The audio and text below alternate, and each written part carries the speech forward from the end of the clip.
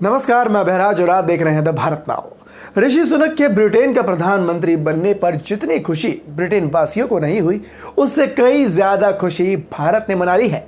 वजह यह है कि सुनक भारतीय मूल के हैं।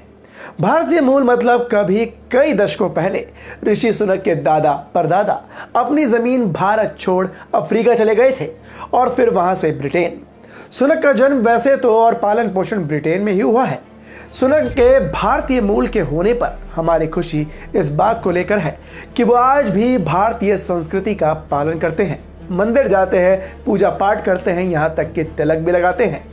आम लोगों से लेकर राजनेताओं तक इस बात की तारीफ करते हुए नजर आए कि ब्रिटेन ने एक अल्पसंख्यक को यह मौका दिया कि वो ब्रिटेन की कमान अपने हाथों में ले सके। लेकिन इस खुशी और तारीफ ने विवाद को भी जन्म दे दिया।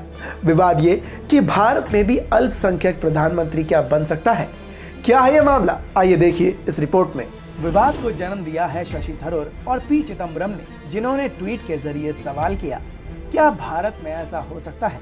ऐसा मतलब अल्पसंख्यक प्रधानमंत्री। पी चिदम्बरम ने अपने ट्वीट में लिखा, पहले कमला हैरिस और अब ऋषि सुनक।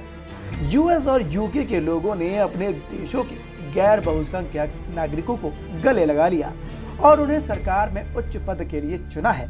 मुझे लगता है कि भारत और बहुसंख्यकवाद का पालन करने वाली पार्टियों को कुछ सीखना चाहिए। चिदम्बरम के साथ शशि थरूर ने भी ऐसी ही बात लिखी। थरूर ने लिखा, यदि ऐसा होता है तो मुझे लगता है कि हम सभी को ये स्वीकार करना चाहिए कि ब्रिटानिया ने दुनिया में कुछ बहुत ही दुर्लभ काम किया है। एक अदृश्य अल्पसंख्यक के सदस्य को सबसे शक्तिशाली कार्यालय यानी कि पीएमओ में रखने के लिए, जैसा कि हम भारतीय इस उपलब्धि का जश्न मनाते हैं, आइए ईमानदारी से पूछें, क्या ये यहाँ यानी कि भारत में हो सकता है? निशाना बीजेपी पर था तो जवाब भी आना ही था। बीजेपी ने पूछा, क्यों कांग्रेस में डॉक्टर मनमोहन सिंह को भूल गए क्या? बीजेपी प्रवक्ता शहजाद जय हिंद ने दोनों नेताओं के ट्वीट को टैग करते हुए लिखा, मुझे लगता है कि डॉक्टर थरूर और पी चिदम्बरम ने भी कभी भी डॉक्टर मनमोहन सिंह को स्पष्ट कारणों से यानी कि गांधी फैमिली की ओर से इशारा करते हुए कहा कि उन्हें प्रधानमंत्री के रूप में नहीं माना है। जाकिर हुसैन, फखरुद्दीन अहमद, जानी जैल सिंह, अब्दुल कलाम भी राष्ट्रपति बने। #मेरिट नो माइनॉरिटी का मापदंड होना चाहिए।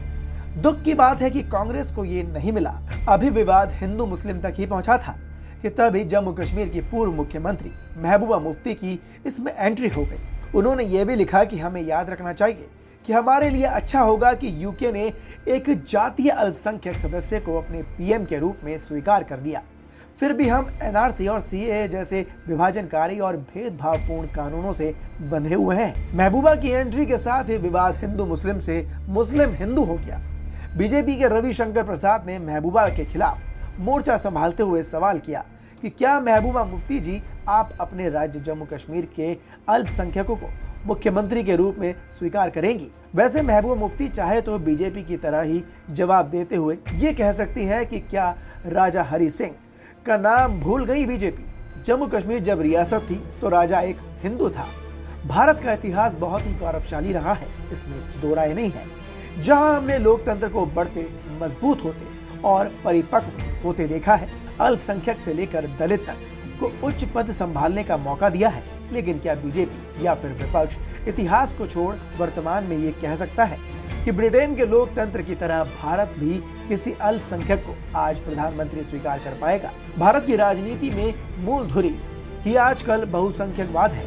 आज जो बीजेपी मनमोहन सिंह और जाकिर हुसैन को याद कर रही है, उसने ही 2004 में यूपीए के बहुमत होने के बावजूद सोनिया गांधी के प्रधानमंत्री बनने का पुरजोर विरोध किया था। विरोध भी ऐसा कि बीजेपी की दिवंगत नेता सुषमा स्वराज ने अपने बाल मुंडवाने तक की धमकी दे डाली थी।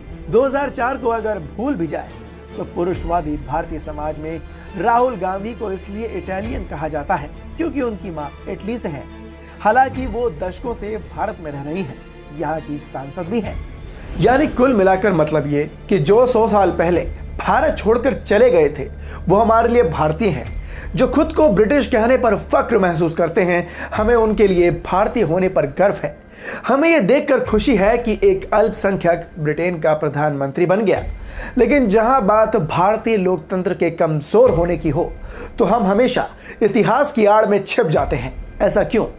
खबर पर आप भी अपनी राय हमें कमेंट बॉक्स में कमेंट कर जरूर बताएं और देखते रहें द भारत नाउ।